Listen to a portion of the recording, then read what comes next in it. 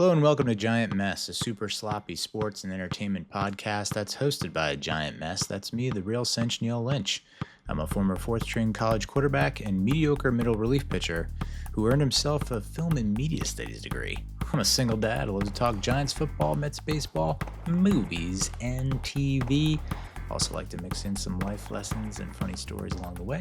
On today's episode, we're going to be breaking down and reviewing the New York Football Giants' 22-9 loss to the Kansas City Chiefs on Sunday Night Football in prime time in the national spotlight, totally embarrassing themselves, the fan base, and making everyone question their existence, what they've been doing with their life. It's been existential up in this beach. So without further ado, let's get started here. All right, Sunday Night Football primetime game. Why the schedule makers decide to schedule the Giants in primetime is one of life's greatest mysteries. It seems like there's someone in the NFL schedule-making department who is a sadomasochist, who enjoys pleasure from the Schadenfreude, the painful experience that is watching the New York Giants in prime time. I don't know why NBC agrees to it. They would be better off rerunning Seinfeld episodes or The Office, something. Anything's better than watching the Giants in prime time. They're simply god awful. And I think the Giants fans have been screaming at the top of their lungs, please, no more primetime games. We'll gladly accept all the 1 o'clocks you can muster. It doesn't matter that you think Taylor Swift is going to show up. She didn't. I know New York's the biggest market, but we're also the worst market for football right now. Both the Giants and Jets 0-3. There was a post on X. This is the worst September in New York history. They forgot to put football history. And someone else said, yeah, I think I can think of another September that was substantially worse. So that's where we're at. Both teams came in winless, 0-2. Chiefs are desperate to get a win. And when we did a preview for this game last week, I said that the offense was going to struggle and that it was going to look a lot like week 1 versus the Commanders, because the Cowboys defense really is that bad. And the Cowboys and the Chiefs both did exactly what we thought they would, or what I thought they would. Chiefs defense was really solid. Cowboys defense was really awful. Caleb Williams putting up big-time numbers against the Cowboys. That secondary is awful. There's no pass rush. And so now it's like, oh, okay. So, yeah, we are closer. We're right back where we were week 1, where we're like, Russell Wilson looks just, people like to say washed, cooked, Dunions, and it's hard to argue against that when you see what the Cowboys did defensively against the Bears, and then you see how our offense operates when it's up against a somewhat capable defense. I mean, and then we have the Chargers coming into town next week. Oh boy. Yeah, I didn't think we had a chance in this game. I think there were some people who were like, oh, we kept it close. The score was close. But this was basically a repeat of week 1. It was just like inefficient, incompetent, inept. Offensively, we look lost, confused, like there's no game plan. Russ looks like a shell of himself. And red zone woes yet again. At the Clem Report, Barstool Clem from Barstool Sports, big-time Giants fan, fellow night terror sufferer, tweeted, why was Brandon Jacobs wearing a bootleg jersey without his name on the back? Great question, Clem, but I think you know the answer to that. This organization has completely fallen apart. And what was once hailed as one of the better organizations in the league as of 2012 has had a colossal collapse in terms of reputation and credibility. Free medium Pepsi comes to mind. But Jesus Christu, dude. Brandon Jacobs can't get his own authentic jersey with his name on the fucking back? Someone explain that to me. And I think he offered to suit up and get out there and play. And it's like, you know what? Come on in, brother. Why not? Last time you were with us was 2013 when we started off 0-7, I think was what we started, 1-7, 1-8. And we went on a little bit of a run, so maybe you should suit up. And then comes the news that Graham Gano got injured during defensive introductions. Fucking A. Fucking A. Fucking A. I don't know how John Mara sits there and watches these games and sees this shit happening over and over again, where week 1 we were saying rinse and repeat, Groundhog Day, and week 3 we're saying the same thing. We're saying the same thing week 3 that we said in week 1, that we said 15 of the weeks last season. It just feels like we're making the same mistakes. We're doing the same stupid shit every game. Bobby Skinner on X said the Giants kicker issue was so easy and foreseeable. Graham Gano missed 16 games the last 2 seasons, and I'd like to add my little note here.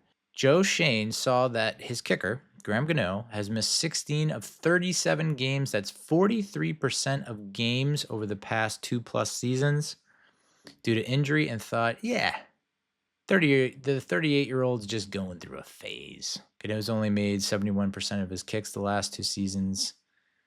We could have saved over $3 million in cap space by cutting Gano, while we have the lowest cap space in the NFL. The Football Grump, who is Bobby Skinner's co-host on Giants Nation show, check it out, said that Graham Gano's cap hit is $5.6 million.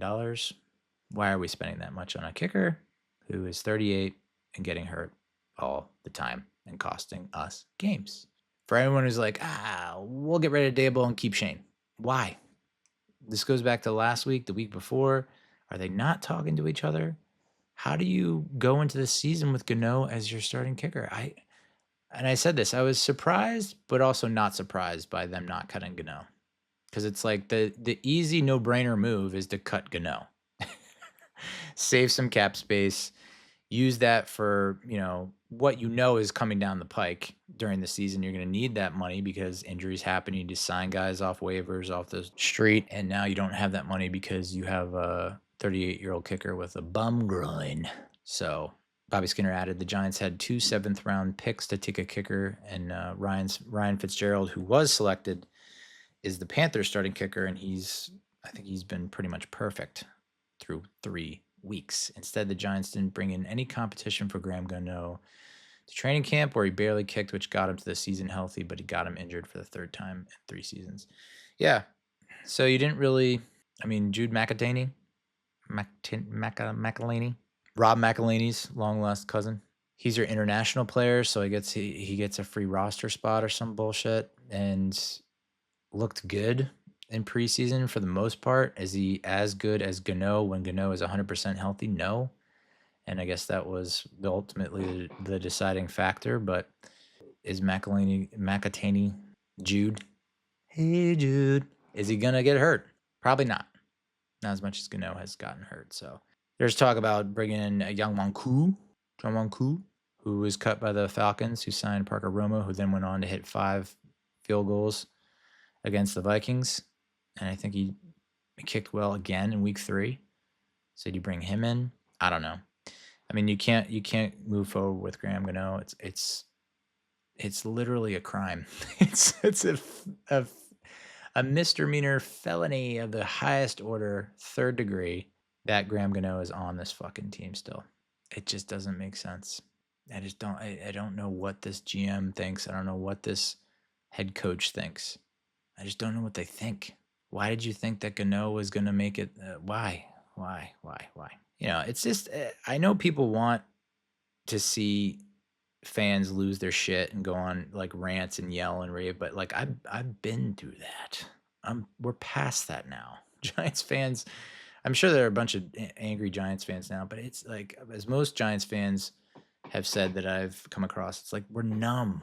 We're just numb to it. It's just like, it was a sold out stadium on Sunday night, but it was like 60 to 70% Giants fans, 30 to 40% Chiefs fans. Outrageous. And it's the home opener, and it's week 3, and people have checked the fuck out. Season ticket holders are like, nah, I'm good, man. Seen enough. Maybe if we beat the Cowboys on that Hail Mary 25 seconds left in fourth quarter, and the defense stands tall and comes up with a big play and ends the game, and we get a win, and 1-1. It's against division rival. We haven't beaten Dak Prescott in fucking forever. Maybe people show up on a Sunday night against the Chiefs, who are struggling hard, who look vulnerable. And even with that, I said in my preview, I was like, Chiefs offense is not the same old Chiefs offense. They're not high flying. They're not high octane. Travis Kelce's probably not going to beat you. The only dude you have to worry about is Tyquan Thornton. And then who beats us? Tyquan Thornton beats us. Oh, boy. Anyway, take a look at the offense first. Andrew Thomas. People were concerned that he was going to start and re-injure himself. And lo and behold, it turns out that they had the guy on a snap count, which is just bonkers. But yep, suited up and started for the first time since he suffered a season-ending foot injury against the Bengals on October 13, 2024, which was also on Sunday Night Football? Monday Night Football. I think it was Sunday night. AT didn't allow a pressure or get beat by a defender in pass protection. He also helped the Giants run 16 times for 75 yards in the first half. And then we pulled him because he was on a snap count. So he only played, I think the snap count was 25. He ended up playing 28. They insert Marcus Bowe into left tackle, and he immediately got bull rushed by George Karfuffle right into Russell Wilson's face, causing an incompletion. Bowe did allow a sack and maybe a pressure, but I don't think he played that badly. But you could see the offense was not operating at the same level when he was in versus when AT was in. So I still don't think AT playing is going to win us many games. It'll win us a game. We'll win a game more. But okay, yeah, let's just keep rolling with this offensive line. Another strong game from right tackle Jermaine Illuminor, only allowed one QB hurry, according to PFF. On the season, Illuminor is tied for the third fewest pressures allowed at offensive tackle with 3. And what stinks about Illuminor is he's a Giants fan, right? And he said he's a Giants fan. I wonder if this is testing his Giants fandom. And he's like, you know what? I can make a lot more money somewhere else. I don't think you're going to give me the money I want or like, and I'll probably win somewhere else on a team that knows what the fuck they're doing. So even though he is a Giants fan, will he return and give a hometown discount or a homer discount to the Giants and stay with us? Would be nice to keep him because he's been, other than Thomas, he's been our best offensive lineman. And then you just got to figure out the other 3 spots. According to PFF, the Chiefs blitzed on pass downs on a league low 16.7% of their pass rushes on Sunday night, but had the 3rd highest pressure rate at 52.4%. Their 40.5% quick pressure rate, which is 2.5 seconds or less, leads the NFL. That's something that, saw the Commanders apply some pressure, and Russell crumbled under the pressure in week 1. Week 2, Cowboys didn't really have too much of a pass rush or pressure after Hudson was benched and Bowe came in. And so Wilson was able to have some time, peruse the field, choose the receiver of, that gave him the best shot, and was not able to do that in week 3. Constant pressure in his face, and there were just like in week 1, Wilson probably could have moved around the pocket a little bit better, maybe not tried to scramble, maybe not pull his head down, keep his head up, get outside the pocket. He probably could have done a lot more with that pressure, but did not. And oftentimes would just throw it away. Doesn't take sacks, but he just throws it away instead of just, I don't know. At this point, just force the ball to someone. Anyone. Mr. Limited attempted 6 passes of 20-plus air yards on Sunday night, 2 of which were picked, and Malik Neighbors, our wide receiver 1, was held to a career low 2 catches for 13 yards. Woof. On, I think it was 7 targets, which is just unacceptable. Tyrone Tracy either carried the ball or was targeted on 7 of the Giants' first 10 plays against the Chiefs. Tracy left, Tracy right, Tracy up the middle, pass to Tracy, check down to Tracy. And I was like, okay. I mean, I guess I don't hate this game plan. We're taking time off the clock. possessing the ball, keeping Mahomes off the field. This is not so bad. And then 3rd and 7, we hand it off to Tracy. Okay. 4th and 3, Russ drops back, tries to hit Tracy, which I guess it would have been a first down if he got to him, but Nick Bolton knocked it down. Turnover and downs. We are at the Chiefs 28. If Gano's healthy, do you kick it there? Probably, but if Gano's healthy, do you run on 3rd and 7? Probably not. He then, Tyrone Tracy then suffered that shoulder injury with about a little under 2 minutes left in the first quarter. I think it's a dislocated shoulder or something like that. I thought he broke something the way his arm looked down when he was down on the sideline, and that allowed for Cam Skattebo to come on strong and show the world, the globe, that he's a tough motherfucker, and that he's hard to tackle, and that he loves to hit. Lower the pads. I think America fell in love with the guy that I fell in love with him when I saw his performance against the Longhorns in the Peach Bowl, Sugar Bowl, one of the bowls down in Nolens, when he just went off. I was just like, man, this guy's awesome to watch. Finished the game as the Giants' leading rusher, 10 carries, 60 yards, and a touch. Also was the leading receiver, 6 catches, 61 yards. That touchdown run was a thing of beauty if you're a football fan, not just a Giants fan. The ability to stay on your feet, the ability to put your hand down, extend your body, and get in the goddamn end zone. It seems like he is just the only dude on offense who gives a fuck. I mean, yeah, Wandale, once in a while, he'll get excited. But Cam Skattebo is I want everyone on offense to be Cam Skattebo. It would just clone Cam Skattebo 10 times, and we got ourselves an offense. Guy scores the touchdown, does a backflip, didn't know he could do that, into a surfing celebration. What a madman. And, I love him. I think he just won Angry Runs again. Second time in 3 weeks on Good Morning Football from Kyle Brandt. Kyle Brandt is obsessed with him. I'm kind of obsessed with him. I don't know how you couldn't be. His shelf life, his lifespan in the NFL, it's his rookie contract, and that's it. I can't, the way he runs the ball and gets knocked around, I just can't think of another running back that was able to do that and sustain that for 10 plus years. It's going to be an awesome 5 years. I'm very excited to have him for 4 to 5 years, but that's all we're getting him for. It is to a certain extent. He wears the same number as Bradshaw. I know Bradshaw was a very tough physical runner, but once those 4 or 5 years were up, Bradshaw, it was a steep decline. So we got to squeeze everything out of him that we can for the next 4 years, because it's going to be like a candle in the wind. Oh, Pat Leonard at P. Leonard, NYDN from the Daily News.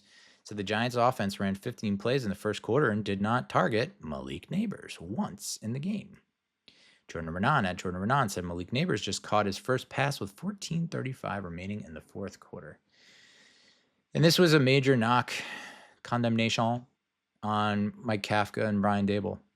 Sure, you're going up against one of the greatest defensive minds in NFL history, a guy that we had in the damn stadium, in the clubhouse, in the organization twice, and we let him slip twice.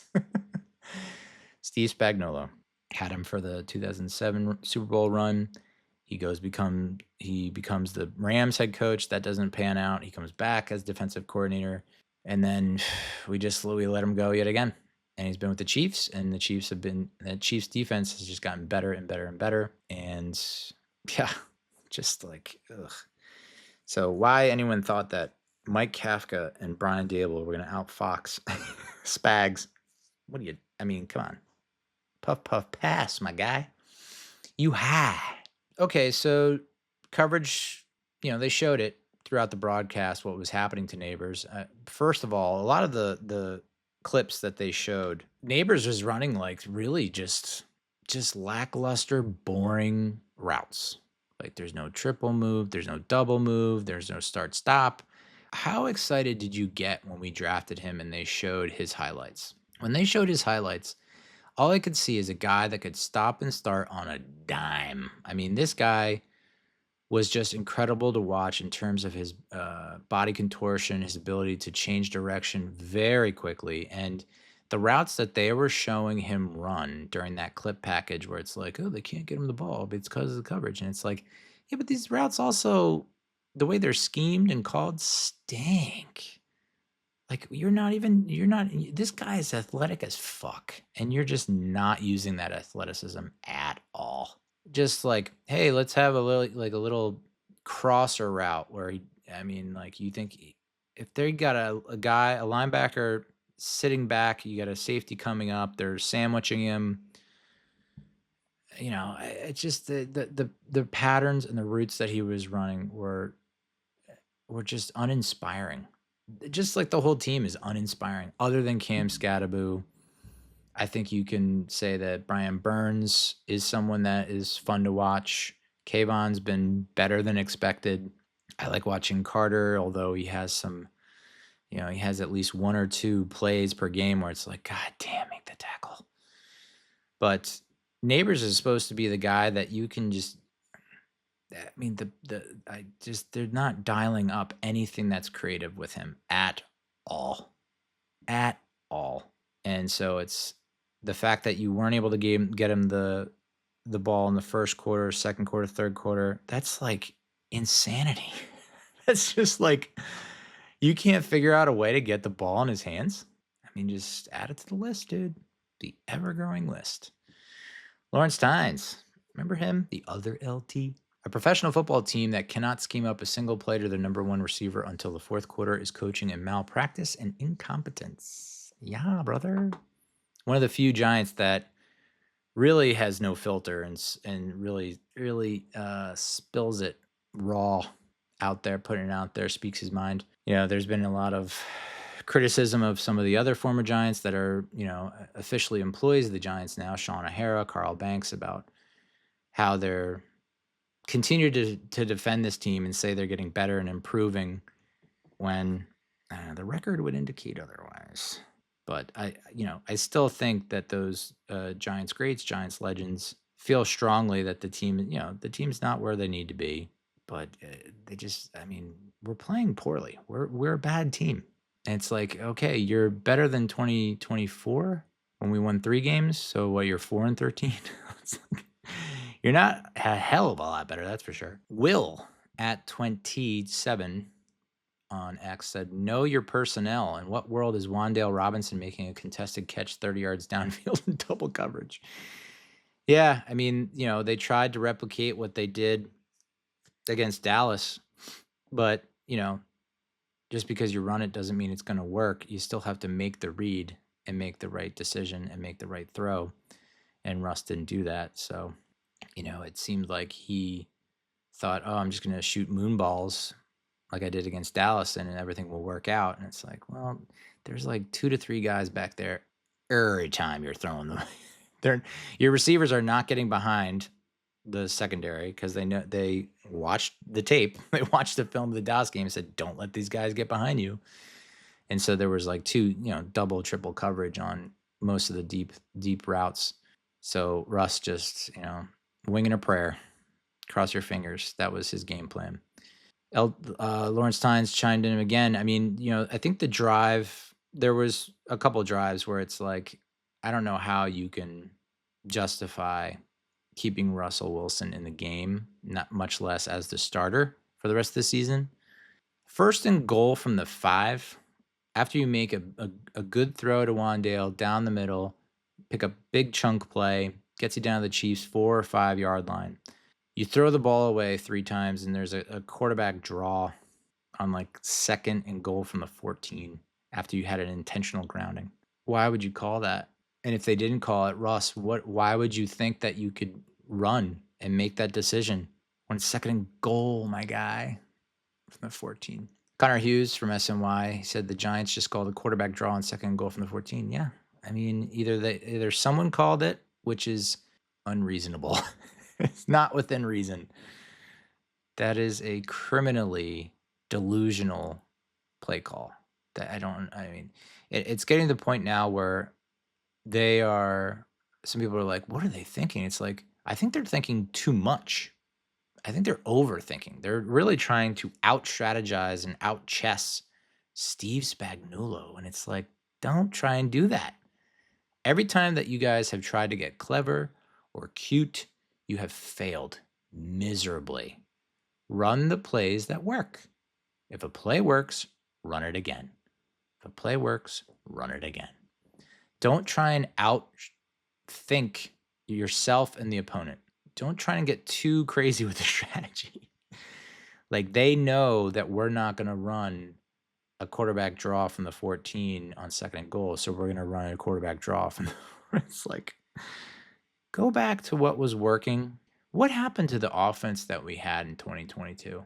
Because we have the same coaching staff. Personnel's different, but the coaching staff is the same. So why are you able to run what you did in 2022 and have success, and you can't do it in 2025? Same coaching staff, offensively. Kafka, Daboll. It's mind-boggling. Ghetto Gronk on X said Russell Wilson with the worst 4-play sequence of all time. Intentional grounding into the locker room, QB draw for 4 yards, sky ball through the back of the end zone, hits the crossbar, and 4th and goal. In what is already a lost season, where like you weren't favored to win this game, you weren't favored to win the Commanders game and the Cowboys game. You're not a favorite. Just stop throwing the ball away. Just try and make a play. Like, try and give your receiver a chance. Like, 4th and goal, why are you throwing it away? Even on 3rd and goal, why are you throwing it away? Get loose and throw it at someone. Throw it at a receiver. Like, it's wild that he can be in his 202nd start and is still throwing the ball away and not giving anyone a chance. Anyone. When you have a guy like Malik Neighbors who, I mean, it's really hard to not give Malik Neighbors a chance on a ball, but somehow Russell Wilson has been able to do that. He has been able to throw the ball so that Malik Neighbors has zero chance of getting it. It's wild, because Neighbors is more athletic than the person covering him, full stop. Like, there's no one as athletic as Malik Neighbors. He will win every contested catch, but you have to make it a contest. You can't just you need to throw it somewhat in the vicinity. And the fact that Russell can't do that is just wild. The red zone issue is just, I cannot believe we're still talking about this red zone issue. I can't believe that's not on the whiteboard, in all caps, underlined, bolded, exclamation points, red zone. Find a way to score touchdowns in the red zone. How is that not your number one priority as an offense?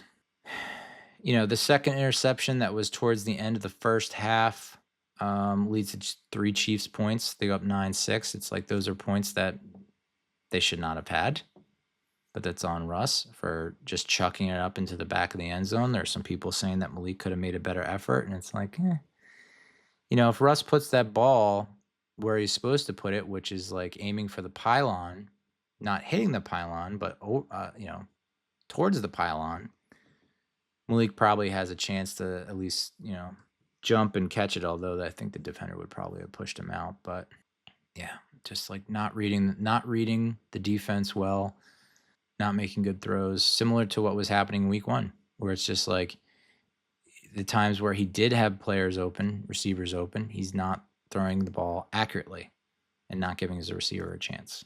So after that second pick in the end zone, where it's that takes points off the boards for us, and then ends up in points for the Chiefs, that's when it's we don't got it. We don't got it. A lot of people thought, okay, Skattebo shows some grit, shows some heart, scores the touchdown. Of course, we have the extra point blocked because we don't have a kicker, and we have our punter kicking extra points with our punt returner and kickoff returner holding the ball, and that gets blocked. Same thing happened against the Commanders last year, where Gano got hurt on the opening kickoff. Gillen comes in on an extra point, blocked, that we didn't attempt another PAT after that, and no field goals after that.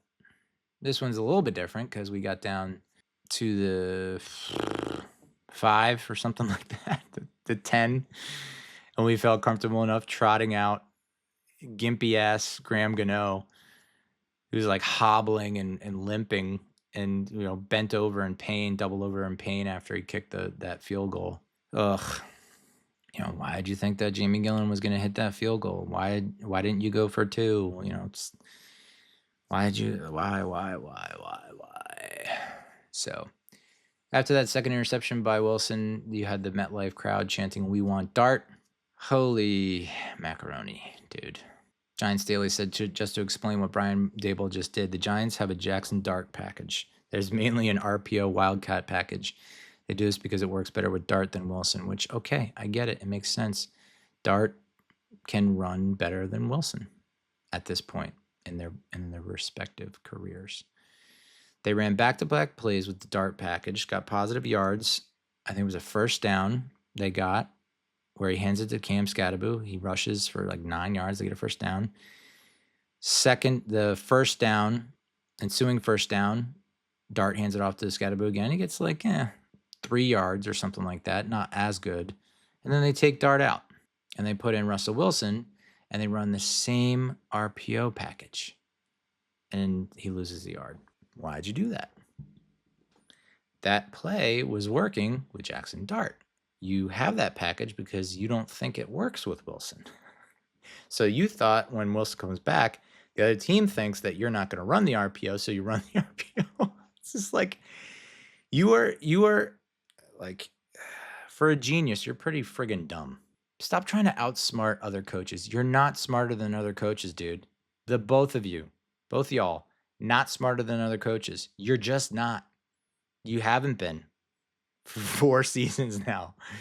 You're not. So just keep it simple, stupid. Shit that works, just run it back until it doesn't work anymore. And they've done that in previous games. I mean, they did, and that's the reason Darren Waller friggin' retired. I mean, they ran that same run play in 2023 against Buffalo that was getting chunk yards after chunk yards after chunk yards, and Darren Waller was like, "I don't want to block anymore. It's too cold," and retired. They did it against the Texans in 2022. They're not opposed to running the same play over and over when it works, because it works. So what happened to that? Why are you deviating from that? It's just vanilla. It's vanilla. It's like the worst of both worlds. They're trying to get too cute and clever and outsmart on the play call, but they're not being actually creative with the play call. Does that make sense? So like, you think you're playing chess by saying, "Oh, they don't think we're going to run this, so we're going to run this." And it's like, no, why? They don't think you're going to run it because it's not going to work. That's why they don't think you're going to run it. Whereas using motion, using mesh, using boots, there were a lot of great play calls in 2022, and it's like they've just all just disappeared. Motion, having a tight end kind of leak under at the line of scrimmage and then popping out on a drag and going for 10, 15 yards. I mean, like, it's just not there. There's just no creativity in the play calling. And then when it, getting down to the goal line and calling like a fucking, it's just poor decision-making all over the place. Poor execution, poor decision-making. Russell Wilson can run it. Well, we know he has the ability to run it, but he's not going to run it well or successfully. Oh, it was supposed to be a pass with Jackson Dart, but he turned into a run. Like, oh, okay. At Jordan Radon said, "This is crazy. Sunday night was the 7th game the Giants have scored fewer than 10 points since the start of last season. That's the most in the NFL and 4 more than any other team. 4 more than any other team. This guy is an offensive guru." So it's like, for the people who want Jackson Dart, it'll be more entertaining, a little more exciting. He'll give you our offensive unit some juice, and some energy. And I think the team might rally around him, but I don't know that you're not really going to get that much different results in terms of wins. I don't think. I really don't think. No, I don't think. The fact that you've had Brian Daboll go through Daniel Jones, Tyrod Taylor, Tommy DeVito, Russell Wilson, Jameis Winston, Jackson Dart. It's like all these quarterbacks, and he just cannot. He keep saying, I need good quarterback play. I need good quarterback play. And it's like, are you actually actively doing anything to help the quarterbacks? Or are you just pointing out what they're doing wrong? How are you helping this room and this unit get better? Because by all accounts, everyone has gotten worse. Daniel Jones got worse. Drew Lock got worse. Tommy DeVito got worse. Tyrod Taylor got worse. Like all these quarterbacks, Russell Wilson, they're all getting worse under your supervision, under your guidance and tutelage. We scored a touchdown in 1 of 3 drives inside the 20. The Giants have a 20% touchdown rate inside the red zone this season. You let 2 of our best offensive player, well, you let 1 offensive player sign with another team in free agency. You then cut our other best offensive player. It's just unreal. It's just unreal. There's just no creativity. There's no like it's like, what the fuck do you guys talk about at halftime? What do you talk about halftime? What are the adjustments are you making? Is there any kind of strategy going on, or is it basically just fucking stomping around with your arms crossed looking like a pissed off gopher? I'm going to go with the latter. Defensively, a lot of people saying, we much improved defense. We played better in this game than we did in the Dallas game, but it felt like kind of a similar effort that we gave in the Commanders game. Just like 2nd and 17, here's a first down. 3rd and long, here's a first down. It's just like when you get into those long down and distances, you would think that that's like prime down and distance for us to tear shit up and release the hounds. And no, we don't. And we end up giving them first downs. You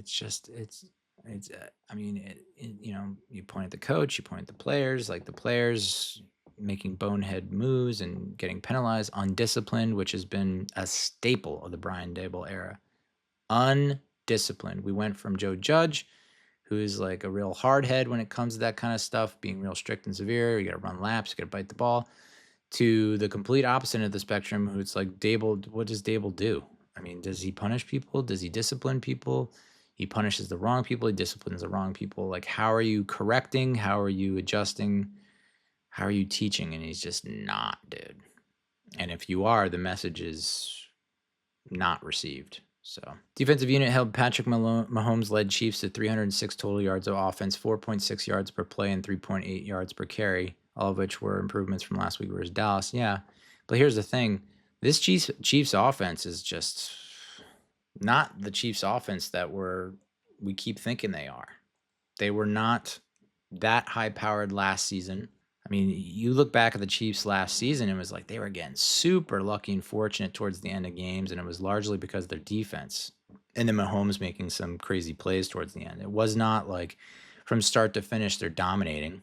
So, it's a Chiefs offense that is banged up, bruised, and we still couldn't take advantage. We still gave up 22 points. I mean, literally, I thought this defense I said this is a top 10 defense and could be a top 5 defense. It's just, guess who's holding us back? Shane Bowen. Doesn't know how to play call, doesn't know how to scheme. And I don't think the guys on that defensive unit are playing to their best capability or potential. And I think it's in large part because of Shane Bowen. I think they just don't have it in them to play for him. People are pissed that Abdul Carter's playing off-ball linebacker, and it's like, hey, guys, we want Abdul Carter on the field as much as possible, and that can't happen when you have Kayvon and Burns on the field on most downs. You have an injury situation at inside linebacker where McFadden's out, Musau's out, Darius Foles, Worthington, Chumpster, Hunter Thompson III is out.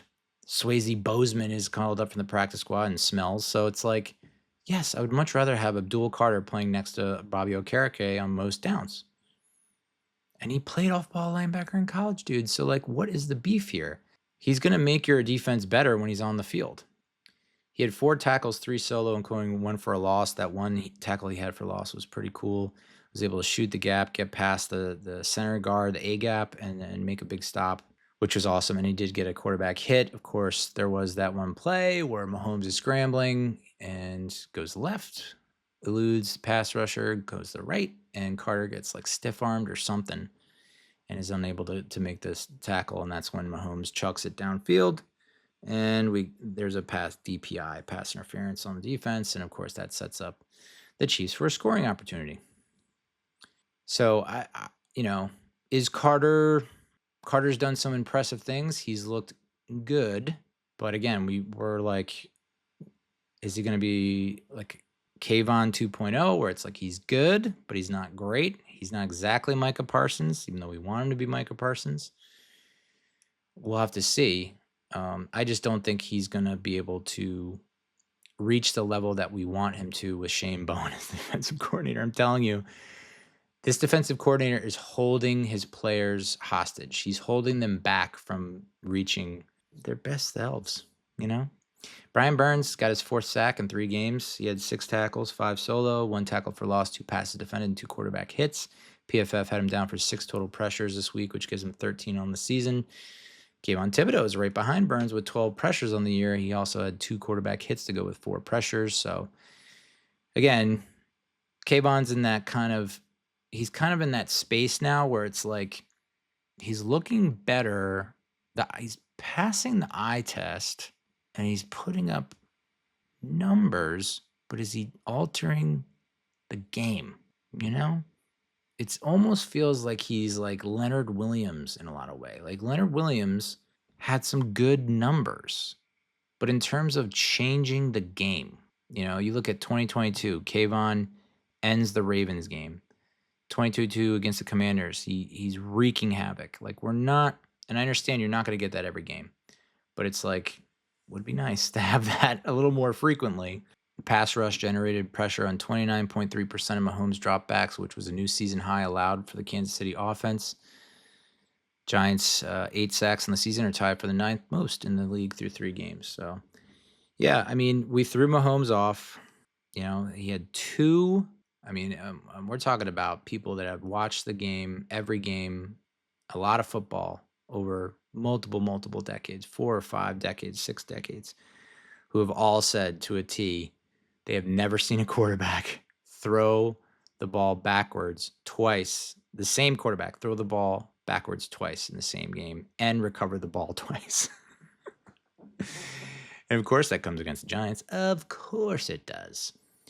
So the fact that we can't capitalize on that says a lot about this defense. The fact that Paulson Adebo cannot catch an interception to save his goddamn life is obnoxious.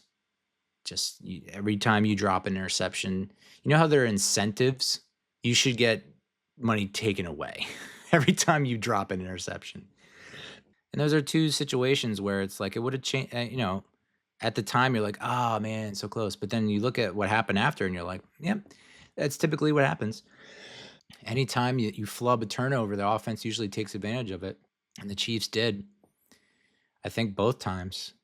But like the 2 fumbles by Mahomes, where he's throwing backwards, it's like you see that happen. You're like, wow, the Giants really have him flummoxed and flustered, and looks like, the defense has got their finger on the pulse here. It looks like they're going to keep us in the game.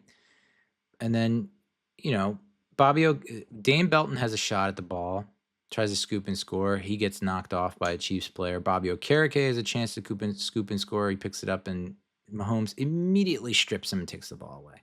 Bobby Okereke. Oh, my God. And it feels like this happens almost all the time, at least in recent memory, with our defensive free agents. It feels like every time we sign a big defensive free agent, they have a big year 1 where it's like borderline Pro Bowl snub, and then it's like a little bit worse year 2, even worse year 3. We don't re-sign them.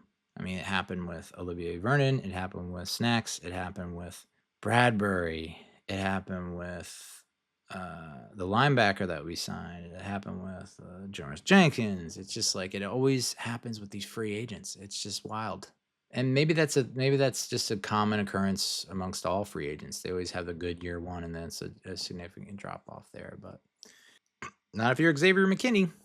So Okereke holds on to the ball and scores. It's a different game. If he just falls on the ball, like maybe we can trot Gano out because he would have fallen on the ball at like the 10 or the 6-yard line, which, judging by what happened later in the game, Gano could have kicked that and doubled over yet again. But yeah, just defense not making plays when it matters. When you're presented with the opportunity, you're not making the play.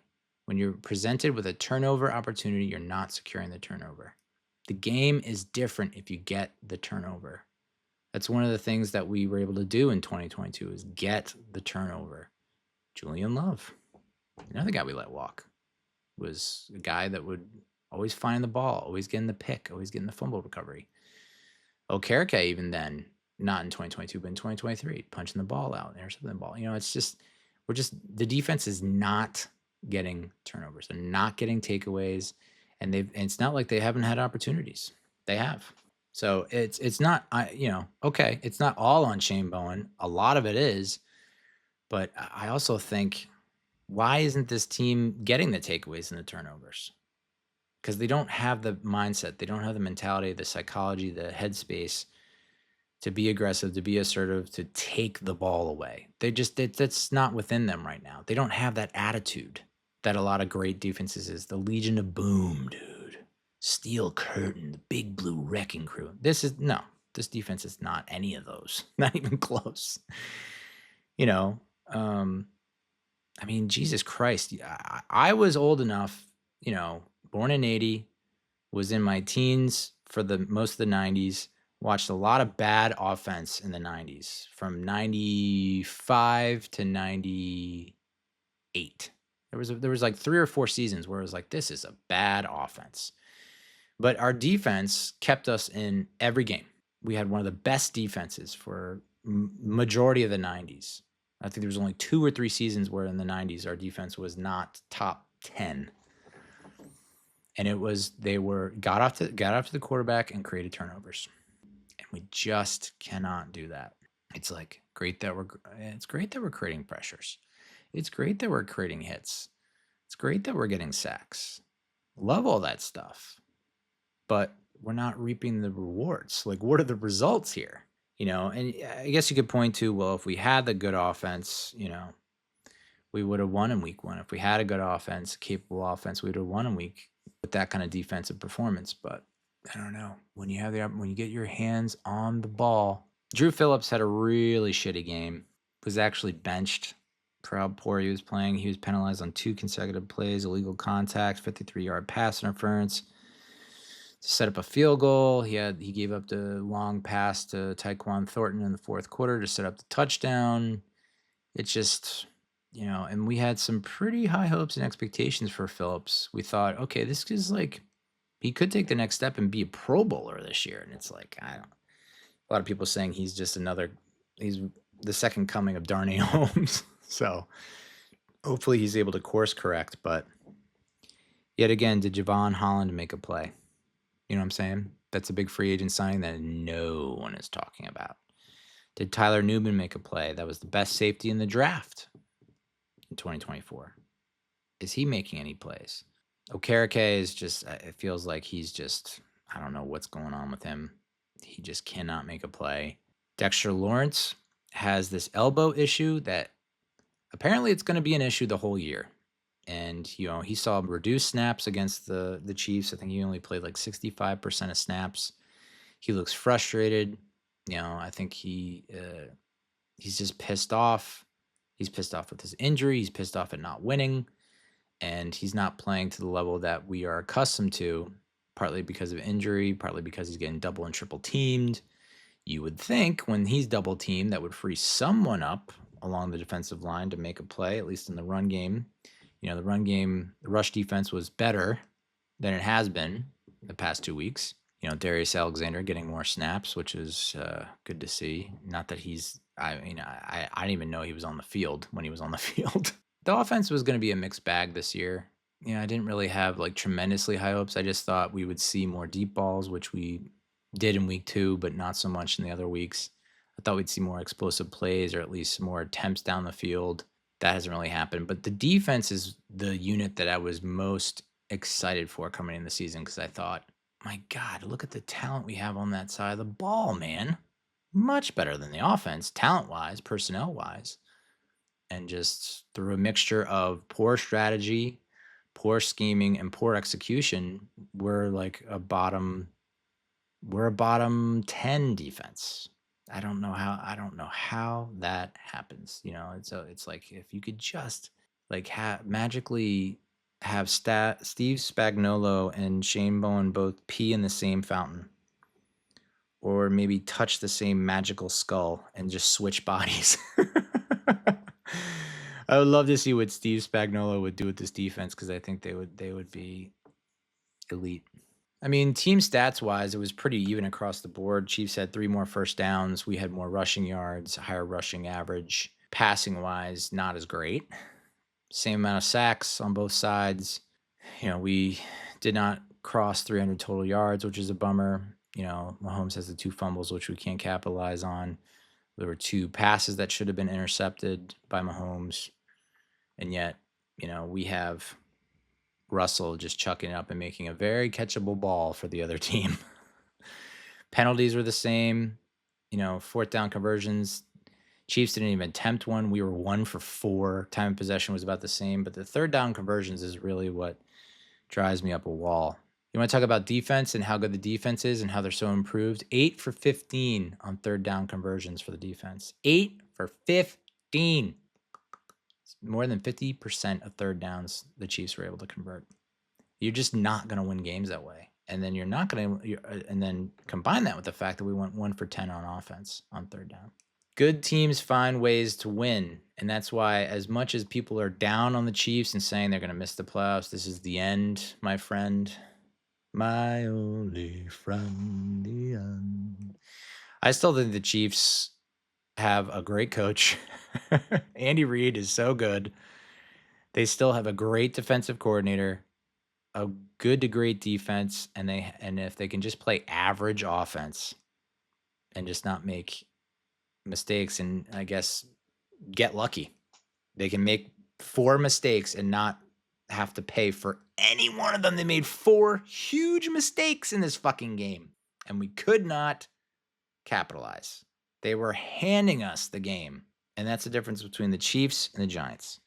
The Chiefs can play poorly and win. The Giants can play damn near perfect football and can't win. Now, I'm not saying that they played damn near perfect in this game, but you see what I'm saying. The Giants can be handed opportunities, not win. The Chiefs can just basically try and give away the game and win.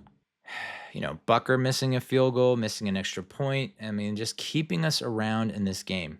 I mean, legitimately, the only threat that the Chiefs had on offense that I saw was Tyquan Thornton. And who beat us? Tyquan Thornton. Drew Phillips gets beat on the touchdown, the 5-yard touchdown pass. Pretty similar to how he got beat in the Dallas game. Tyquan Thornton on the deep pass where he almost caught it. Then they come right back to it. Another deep pass gets down to the 1. Kareem Hunt punches it in. So it's just really, you just had to worry about Tyquan Thornton and you still fucked that up. What the fuck? At Carly Mursky. Carly on X. So what does this team do in practice? That's a great question, Carly. Not a whole lot from what we can tell.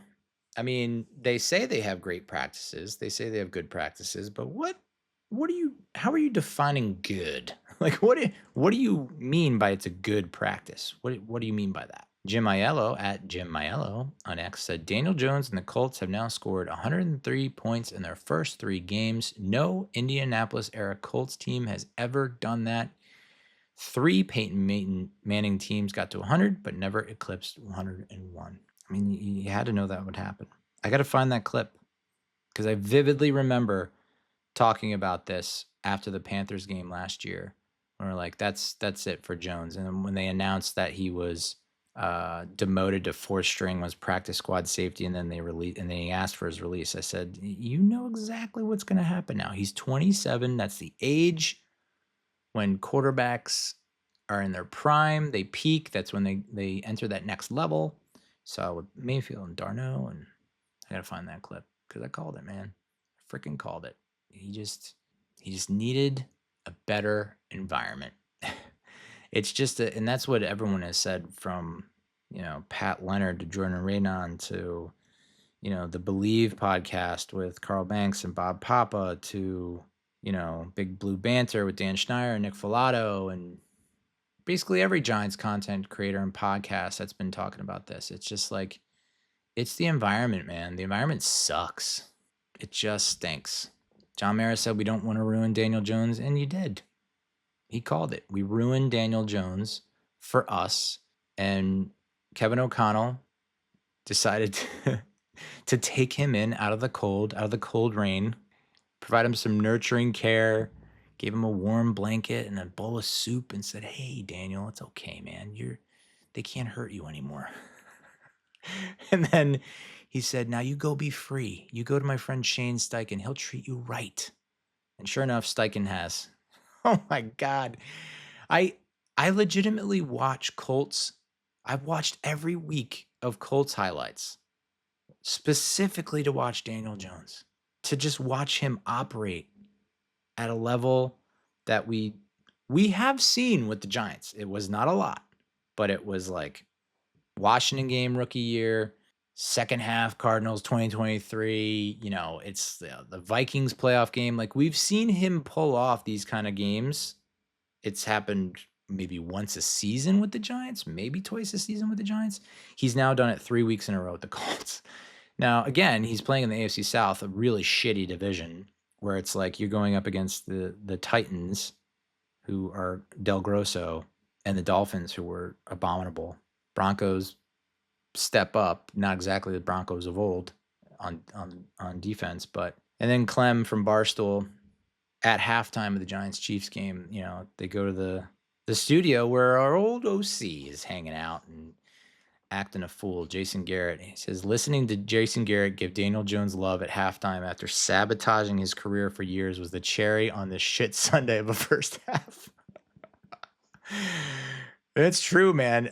I had to laugh. I was like, fuck you, Jason Garrett. You were watching this and you have got to be so I don't know if angered is the word, or just like, how do you not feel responsible?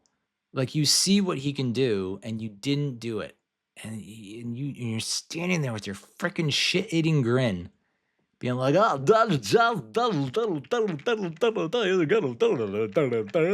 ugh, eat a bag, man. Eat a bag."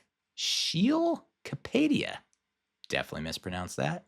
Brian Daboll now ranks 186th out of 204 NFL head coaches in career winning percentage that have coached a minimum of 50 games. Holy shit.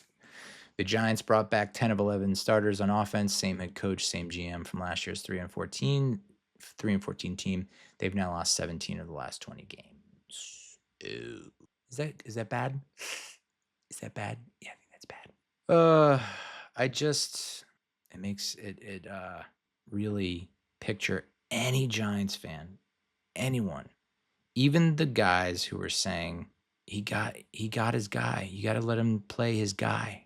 Like Jackson Dart, legitimately, I don't know, we'll get blown out by the Chargers, but it will be a multi-score loss. It will be the same exact thing as what happened with the Chiefs. We'll keep it close for a half. I think for the Chiefs, I said they'd keep it close for like 3 quarters, maybe a little bit longer, like into the fourth. I think for the Chargers game, it's going to be a half. They'll keep it close within reason, and then the Chargers will pull away in the second half. Then I guess, what the hell does Jackson Dart have to do to save Brian Daboll's job? I mean, he really does have to play well enough to win games, and I guess if the defense falters, then see, Brian Daboll is still responsible for the defense. This is what is driving me nuts. Is like, people are like, well, it's all in Jackson Dart. If Jackson Dart shows that he plays well, and it's like, but Jackson Dart has to win games, which means the defense has to help and play well enough to win games. And the defense has shown that it doesn't have the capacity to play a full 60 minutes. I mean, they fall apart in the fourth quarter. almost every game this season and last season, and maybe even the season before that. Dan Schneier from Big Blue Banter said, it's very odd attending Giants games these days. My brother and I don't recognize a single face in our section anymore. We had built something with the section regulars that's gone. 30 to 40% of the crowd has the other team's gear on. The vibe is off. It just doesn't feel the same. Yeah, man. I mean, I don't want to say it's like The Boy Who Cried Wolf or something like that, but like the definition of insanity, you know? How can you justify spending so much money on PSL, season tickets, parking pass, the obnoxious, horrible concessions, gas, time investment, emotional investment, and come away with, just atrocities across the board, just like ugly, disgusting football? Like, why would you want to go in person and sit through that? A third round pick barely sees the field. Our top free agent pickup can't catch an interception. Our other top free agent pickup has one highlight, using a cleat as a phone. Our offensive line has been a train wreck for a decade plus. The coaching staff makes me feel like the Bobs, interviewing workers in office space. What would you say you do here? Do you actually coach? How are you coaching? It's like, take a long look in the mirror and figure it out. We're 3 weeks in. The season feels like it's over. And today, Monday, September 22nd, is the first day of fall. First official day of fall, and the season's over. Whew. So, yeah, that was the Chiefs game. Yuck. Covered in yuck, with a little bit of yuck on the side. Looking ahead to the Chargers game, week 4. This is a 1 o'clock game, thank God. It's at MetLife. Who cares? There is no such thing as a home field advantage anymore, for us at least. I mean, I wonder how many Chargers fans. I mean, they're not Chargers fans. There aren't a lot of Chargers fans, but I am curious to, like, when the Eagles come to play in MetLife, it's just going to be so many Eagles fans. Ooh, baby. 1 o'clock start, MetLife Stadium. Chargers are favored by 6, according to Vegas. I say take it. Take it. Smash it. Absolutely. 1,000% take that. Over-under is 45.5. I actually think it's going to be an under. I know once we look at the past 5 matchups or so, that's going to disprove my prognostication. But I would take the under in the 45.5. Justin Herbert having himself a goddamn season through 3 weeks. 72 of 108 for 860 yards, 6 tutties. Dating Madison Beer, no big deal. Quentin Johnston, who everyone called a bust, 14 catches, 239 yards, 3 touchdowns thus far. Marion Hampton, their 2025 draft pick, 42 carries, 142 yards, and a touchdown. Najee Harris went down on a non-contact injury. Looks like he'll be probably done for the season. I think he's going to be placed in IR, so it would just be on Marion Hampton that we got to focus on. Last 5 matchups have been straight gross in every single possible way. It's like every 4 years, we just get smoked by the Chargers. December 12th, 2021, we lost 37-21. That was in LA. That's when Herbert absolutely uncorked like an 80-yard touchdown pass. Made us look like fools.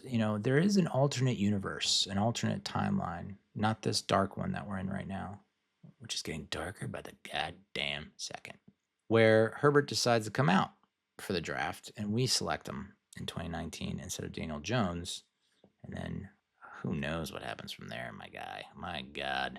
Only positive things. Of course, I'm sure, I think I've seen it already on X, where it's just like people have been like, what if we did draft Herbert? And people are like, no, he would suck. We would ruin him, just like we ruined Daniel Jones. It's not the player, it's the organization. The organization reeks.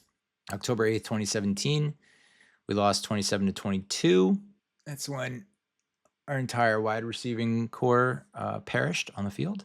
December 28th, 2013, I was in Paris watching this game at a very weird time. We lost 37-14 in San Diego. We had that 1-point loss the day before my birthday in 2009 when Phillip Rivers led the Chargers down to the winning touchdown in Giants Stadium. That was an absolutely devastating loss, especially considering that 2009 season we got off to such a good start and just all went to shit in the second half. And then, of course, September 25th, 2005, Eli's first game against the Chargers, the team that drafted him, lost 45-23. LT had himself a day. And the Chargers lead the all-time series 8-5, which, they've won the last 5. So at one point we did own the series, 20 some odd years ago. We got the better of the Chargers, and they have just had our number ever since. Chargers are 14th in points scored per game at 23.3. They've allowed the 4th fewest points allowed per game, 16.7. My word. You thought scoring 9 against the Chiefs and 6 against the Commanders looked rough? I wouldn't be shocked if the Chargers pitched a shutout. And I am tempted to bet that. I'm tempted to bet the Giants not scoring a single offensive point. It's possible that the defense finally gets lucky and comes away with something, or maybe like the Chargers snap the ball over the punter's head and it goes for a safety or something. That's the only way we're scoring points in this game. Like a holding call in the end zone against the Chargers. That's the only way we get points on the board.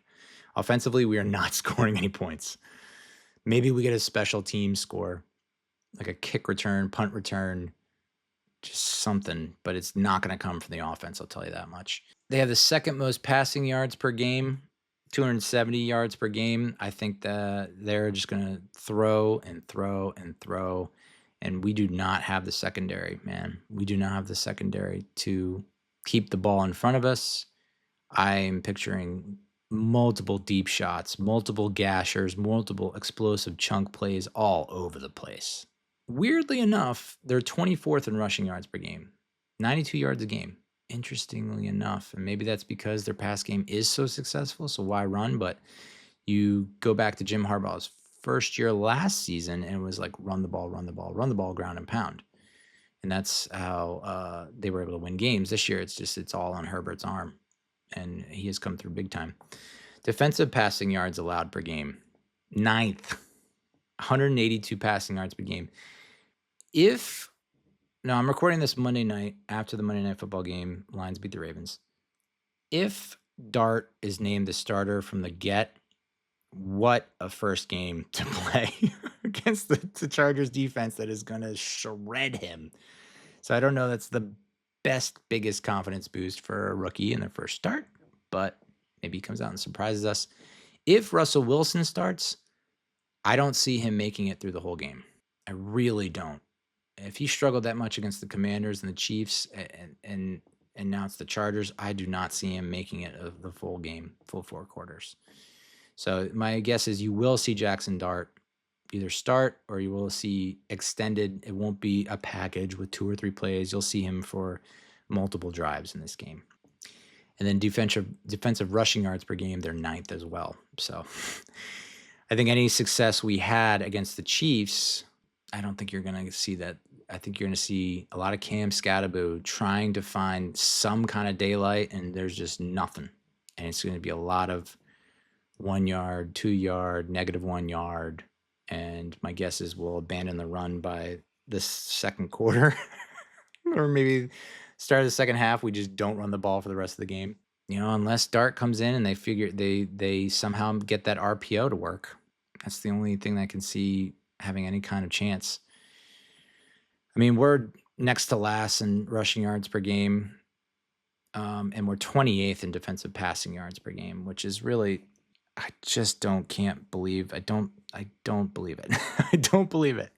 I don't believe that you upgraded CB1 at Paulson Adebo over Deontay Banks. Cordell Flott has played better than Deontay Banks, but Drew Phillips has taken a huge step back, and now you're looking at opposing teams just targeting the fuck out of him.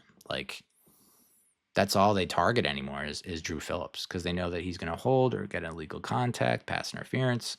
And Adebo, I don't know that Adebo has really played. I mean, he played well week 1, awful week 2, okay week 3, but I mean, who are you going up against? Juju Smith-Schuster? This defense, I think, is going to get...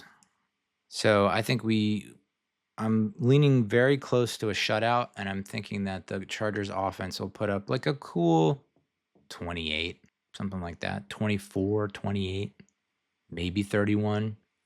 It'll be in the mid to high 20s, low 30s, and I'd be shocked. I mean, unless you're talking about like a garbage time touchdown. But knowing Jim Harbaugh's Chargers, they're going to take pride in the fact that they have a shutout going into the fourth, and they probably want to get that shutout. That's just the kind of team they are. And that's why they win and why we lose. And with that, ending on such a high note, that's it for this episode. Saints game, I guess, is really is really key. It's critical. That's like the I don't want to say turning point, but that will be interesting because everyone kind of expects to go into New Orleans and win that game, and it's like they played the Cardinals hard. I think they did get blown out against the Seahawks. And did they get blown out? They got blown out, I think, again by someone else. But you go in there and you lose to the Saints, who are admittedly full build mode, like new head coach, don't really have a franchise quarterback. If you go in and lose to them, it's like, I just don't, why prolong the inevitable? So like the way that people are thinking things are going to turn out, Chargers get out to a good lead. Russell's not doing dock for the first half. Second half, Dart comes out. He starts. He plays, first drive, there's energy, high energy, and maybe he puts together a play or two, but it's just not able to get them to beat the Chargers, which is understandable. And then he goes up against the Saints. And if Dart is unable to get that win against the Saints and looks average, I mean, this is why I'm not an owner of a football team, because it's like I would not have kept Daboll and Schoen after last season. And then to see what they've done, especially with Graham Gano in the kicking situation, especially with the offensive line, especially with you're looking at all three phases of the game, they have fucked it up. They have, we just look bad. Improvement. Okay. Like you've improved what? 5%? 1%? Not in the wins column, but I guess on the field you've improved. Okay. Why wouldn't you just fire Daboll and Schoen and get a head start and just be like, hey, Kafka, you run the offense. Whoever is your defensive line coach, I think it's Andre Patterson maybe. You're the new defensive coordinator. Like, do we need a head coach? just you play out the rest of the season. You let Dart start the rest of the season, and you get another high draft pick, which they'll probably bungle again. But would love the NFL to step in. I don't know if it's going to happen. I think we just live in a different time and era. It would be cool if they stepped in. The other part of this is, we don't trust Mara to make the right decision if he cans Daboll and Schoen after the Saints loss. A lot of people saying he should hire a consulting firm, which I wholeheartedly agree. A lot of people saying that we should hire John Gruden, which I don't hate. I know that you look at, he's coached a long time, Super Bowl champion. There were 2 or 3 seasons where, he had losing records, but that's out of 15. Last 3 weren't too great, but I think his last season got cut short because of the whole controversy with the letter. And you also are dealing with an owner who has had allegations of racism against him because he never had a black quarterback start. And so do you want to hire Gruden, who has made some comments that are, I guess, racially charged, racially insensitive? So Gruden, as much as I would love that, because I think he loves Jackson Dart, and I think he loves Cam Skattebo, and I think he would turn around he would turn around the offense. There is no doubt in my fucking mind he would. I don't see that happening, which sucks. But someone was saying we need to get someone from the Sean McVay coaching tree, which I do like. Sean McVay always finds a way with that offense. I mean, that offensive line was bruised and battered and depleted, and they're still winning games. Last year, and they always give the Eagles a tough run. they might be the hardest competition for the Eagles, even though they can't ultimately win the game. So I think someone from the Sean McVay tree would be a nice backup plan to Gruden, because I think you hire Gruden, you are inviting you already got a lot of pissed off fans, and then you're going to turn off a healthy chunk of the fans that are like, you're going to hire this guy, and it's like, I like the guy, but definitely hire a consulting firm for sure. I'll volunteer my time, no problem there. But yeah, you got to get this next one right. You got to get this next one right, because this ain't it, man. The fact that you are relying on Andrew Thomas and Jackson Dart to win you games says everything that you need to know about the Giants organization, because it's so much more than that. It's so much more than that. They're getting outcoached every single week. I cannot remember the last time that we were not outcoached. I think we outcoached in the playoff road wildcard win against the Vikings in 2022. I think that was it. That was the last time we outcoached the other team. I cannot remember another time we outcoached another team. To me, it's clear. It's like, I don't understand why you would waste your time. And literally, Jackson Dart would have to go out and just absolutely ball out. We're talking about 2018 Mahomes, I guess, Lamar Jackson, that level of quarterback play, which he looked good in the preseason, but I don't think he's got that in him. We'll see. But that's basically, you're hanging your hat on him, and you're hanging everything on him, which is not fair to him, and puts on an incredible amount of pressure. And I'm sure he's up to it because he has that kind of disposition. But I don't know, dude. You get knocked around enough times, and that can leave you pretty quick. You looked at what happened with Daniel Jones.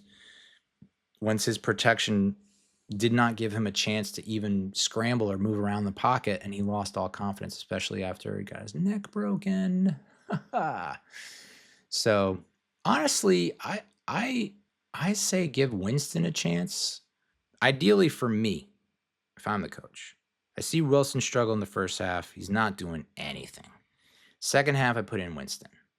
Let him run wild. Let him go nuts. You basically gave Wilson 3.5 games. I think you then give Winston another 3.5 games, right? So you got, there's something to be said about Winston starting against the Saints, against his old team, going into New Orleans, having something to prove, want to show them that he's still got it.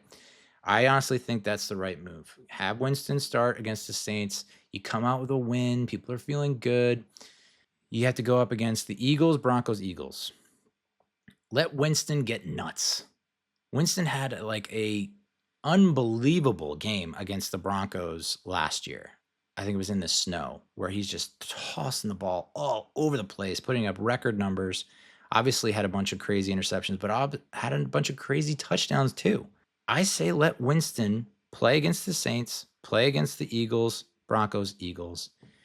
Then if he really looks like it's like 0 touchdowns, multiple interceptions every game, then you go to Dart against the Niners at home. And then you have your whole second half of the season you can give to Dart. And then that apparently will indicate to Mara whether or not to give this guy another friggin' season. Oh my God. No one cares. Why do I care? No one cares.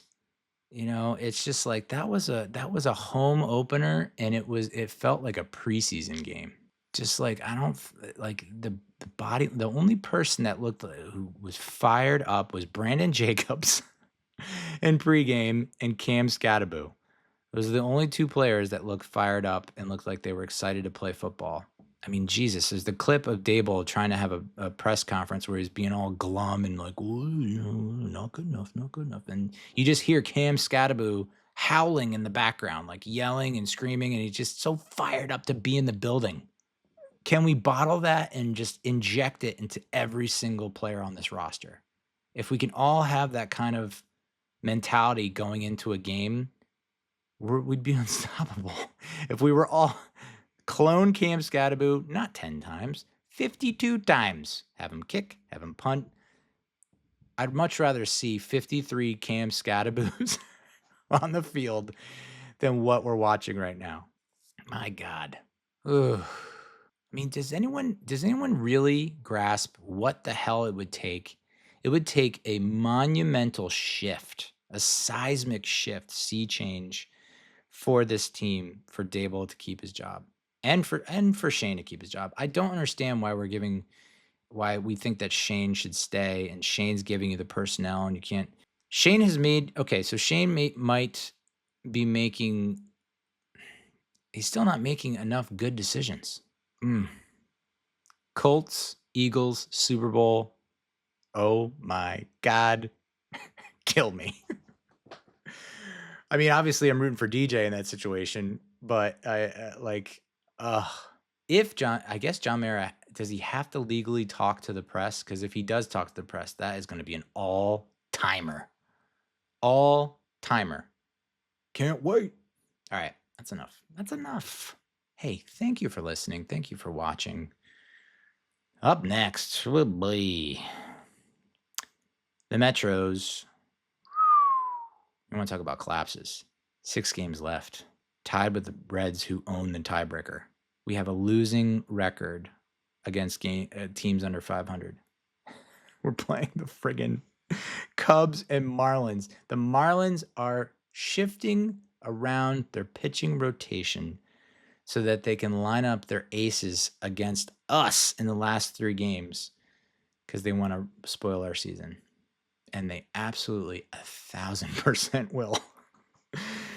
So life is great. So good. I love it. It's the best. Living the dream. So my guess is we'll have a season recap on the Metros after September 28th and not a playoff preview. But you got to believe. And then Superman is available on HBO Max, so I probably should get around to reviewing that. And then there are a couple really good movies that are coming up that I'm excited about. Tron Ares is coming out in October. That looks pretty cool so far. Anyway, that's that. Talk to you next time. Adios, muchachos.